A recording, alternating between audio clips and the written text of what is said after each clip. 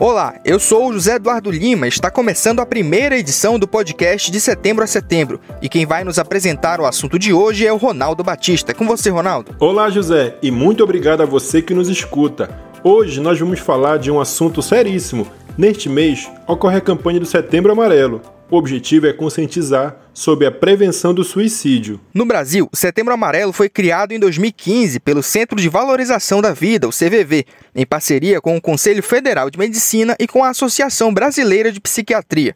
A escolha do mês está relacionada ao Dia Mundial da Prevenção ao Suicídio, que ocorre no dia 10 de setembro. Quanto ao nome e à cor da campanha, tudo começou nos Estados Unidos em setembro de 1994, quando o jovem Mike M., de apenas 17 anos, cometeu suicídio. Ele possuía um Mustang 68 amarelo e ele amava o carro. No velório, os pais e amigos distribuíram cartões amarelos. Neles, haviam fitas também amarelas com frases motivacionais para aqueles que estavam sofrendo calados. O caso Mike M. ganhou muita notoriedade e desencadeou um movimento de prevenção ao suicídio chamado Setembro Amarelo. Em 2019, mais de 700 mil pessoas morreram por suicídio no planeta, de acordo com a Organização Mundial da Saúde, a OMS. Esse número representa uma a cada 100 fatalidades no mundo. O suicídio é considerado a quarta maior causa de mortes entre jovens de 15 a 29 anos. O relatório ainda aponta que é mais do que o dobro de vítimas fatais homens do que mulheres. Todos esses dados estão disponíveis no site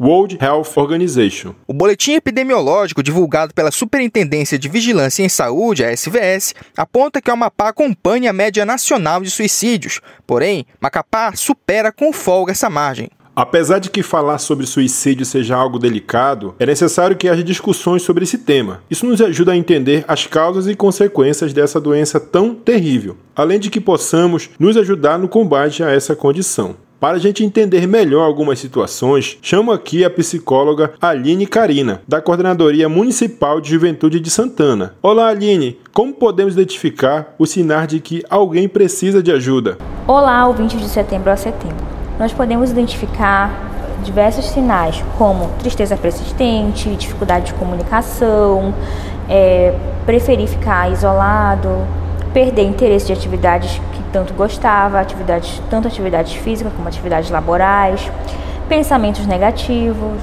oscilação de humor, irritabilidade, achar que é um problema para todos, ter uma visão negativa de si. São esses fatores que nós podemos identificar que a pessoa está precisando de ajuda. Como o comportamento dos pais pode contribuir para uma melhora ou piora do quadro depressivo dos filhos? Em relação à piora, os pais tendem a comparar as situações dos seus filhos.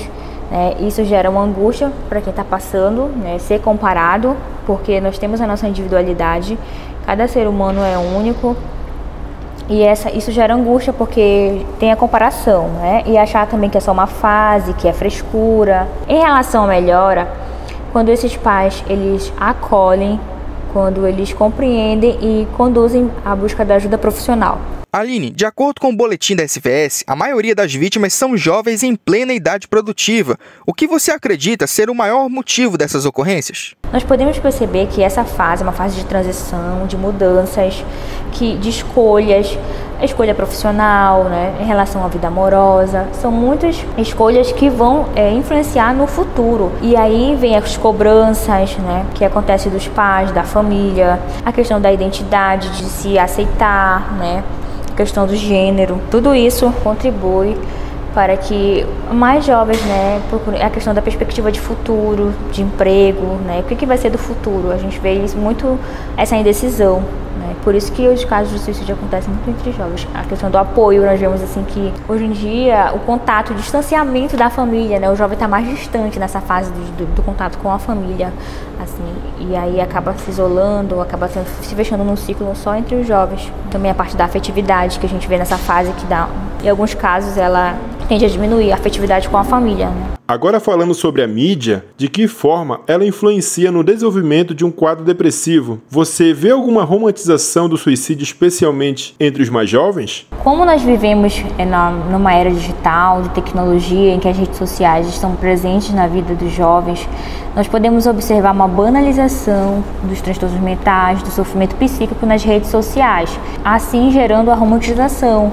Muitos jovens não têm o conhecimento e fazem posts, publicações a respeito que são errôneas, né? E aí você começa a ver uma romantização, né? Pela falta de informações, pela questão de achar que está na moda, achar que é o certo. Embora seja difícil do paciente ter a iniciativa própria para buscar ajuda, o que ela pode fazer por si mesma para ter uma melhora no quadro? O primeiro passo é a aceitação. É muito difícil a pessoa procurar ajuda, né, por conta própria. Geralmente as pessoas percebem ao redor e aí a conduzem, né, para buscar ajuda. Mas o primeiro passo é a pessoa ter vontade própria, né? A pessoa tem que ter uma iniciativa, tem que aceitar que ela precisa de ajuda e que ali tem que buscar ajuda profissional. Então, o que a pessoa deve fazer? Ela deve trabalhar a aceitação de que ela está passando por aquilo e ela precisa de que alguém que oriente, né? Aline, nós sabemos que ainda há um certo preconceito com relação aos tratamentos psicológicos. Isso atrapalha o paciente que está precisando de ajuda? Da psicologia, muitas pessoas ainda criam um estigma em relação à psicologia. Muitas pessoas têm medo, têm vergonha de procurar o profissional, porque não conhecem. Então é a falta de conhecimento sobre a área.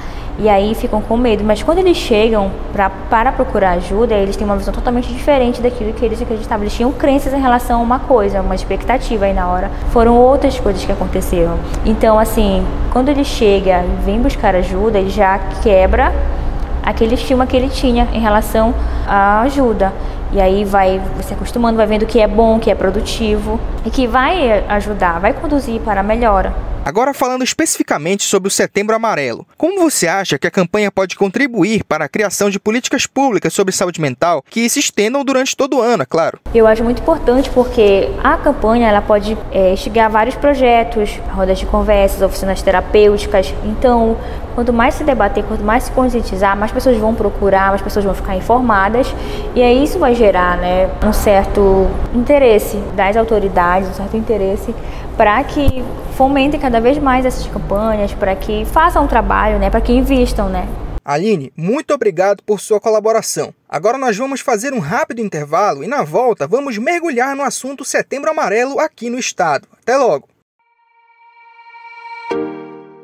Mulher, fique atenta aos sinais do seu corpo, como inchaço, vermelhidão e dor nas mamas. Esses podem ser sintomas do câncer de mama. Se perceber algo fora do normal, procure um médico. A prática de exercícios físicos e boa alimentação auxilia na prevenção de vários tipos de câncer.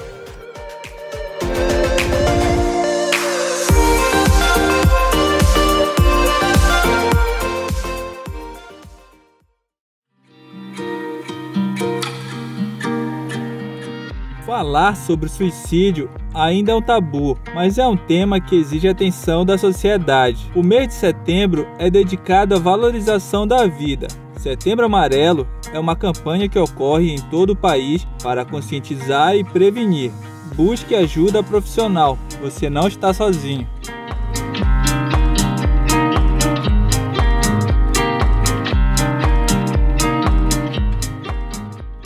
Já estamos de volta com o podcast de Setembro a Setembro e vamos direto com o Ronaldo Batista, que vai nos falar um pouco mais sobre a campanha aqui no Amapá. O Setembro Amarelo é uma campanha mundial que busca reforçar a importância do acolhimento, da prevenção e do debate por políticas públicas que visam o cuidado e auxílio para pessoas que estão passando por momentos complicados. Aqui no estado, a porta de entrada do paciente seriam as unidades básicas de saúde, as UBSs. Porém, elas ainda estão se estruturando. Com isso, o primeiro atendimento pode ser realizado no pronto-socorro. Nos casos mais graves, o paciente é encaminhado à enfermaria do Hospital Geral. É o que explica o professor Dr. Luiz Pena. Atendimento em crise, hospital de emergência.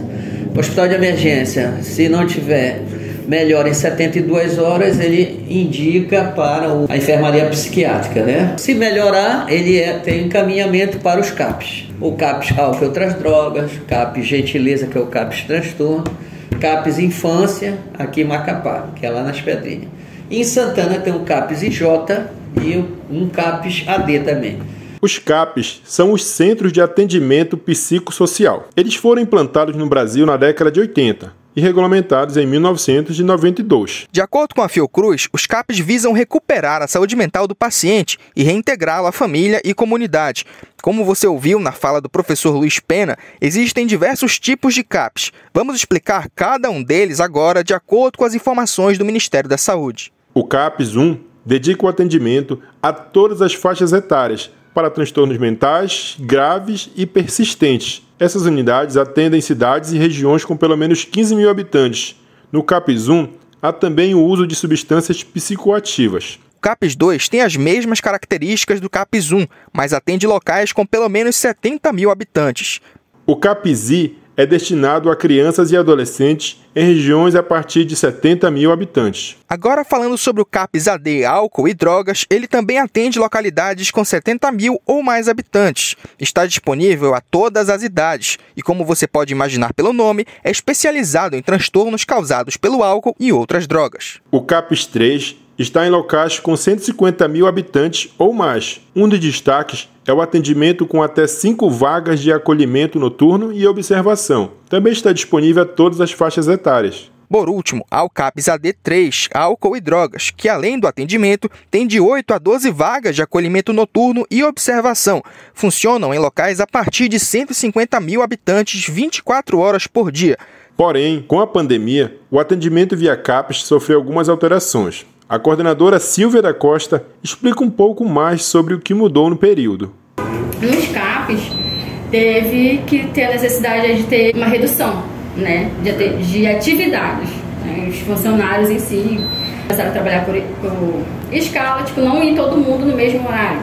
Né? Deu uma redução e fazer o atendimento intercalado durante a semana, mas não parou. Só que aí muda a visão um pouco do CAPs. Né? O CAPs ele é oficina terapêutica, grupo terapêutico, né? Aquele relacionamento com o usuário dentro do serviço. Com a pandemia, mudou a rotina deles. Antes de encerrar, selecionamos também algumas palavras e comportamentos que jamais devem ser usados quando alguém estiver desabafando. O primeiro exemplo é não subestimar o sentimento do próximo. Para aquela pessoa, a resolução de um problema pode não parecer tão simples como um conselho indica. Então, tente se colocar no lugar dela. O segundo comportamento que deve ser evitado é comparar o sentimento com o de outras pessoas. Cada um se sente de uma forma e as comparações podem só piorar tudo. A terceira dica é nunca perguntar o que há de errado com alguém, já que isso pode deslegitimizar um sentimento e atribuí-lo a um comportamento próprio. A nossa quarta sugestão é: jamais diga que não pode fazer algo por aquela pessoa. Às vezes, ela só precisa ser e se sentir ouvida. Um ombro amigo, um convite para fazer algo que goste. Tudo isso já é de grande valia. O nosso quinto conselho é: não estigmatize um tratamento ou terapia. Só quem pode definir a efetividade desses procedimentos são profissionais capacitados ou o próprio indivíduo. O sexto aviso é: nunca pergunte por que a pessoa simplesmente não pode ser feliz. A depressão causa uma sensação de vazios constantes, além de afetar no prazer ou desejo por qualquer coisa. Então, novamente, as soluções não são tão simples. O sétimo vacilo é culpar o paciente pela condição em que se encontra. A depressão pode ter várias causas e nenhuma está relacionada à fraqueza. Esse é provavelmente o maior erro que podemos cometer. Todas essas e outras dicas estão lá no site medley.com.br e são baseadas em uma entrevista à psiquiatra Ana Paula Carvalho em 2018. Bom, muito obrigado por ter ouvido até aqui. Esse é um assunto que merece nossa atenção e exige que sejamos mais receptivos com as pessoas. Para encerrar, vamos deixar a fala da Silvia da Costa, que inspirou o nome do nosso podcast. Estamos com o planejamento de realizar uma feira, né, falando somente sobre suicídio. Só que o nosso objetivo não é só fazer movimento de falar sobre suicídio, porque o suicídio não é só em setembro. Então, a nossa temática é até Setembro Amarelo, de setembro a setembro. Esse podcast foi produzido por Bárbara Ribeiro, José Eduardo Lima, Andrew Rodrigues, Mayra Carvalho e Ronaldo Batista. Muito obrigado por sua audiência e até a próxima.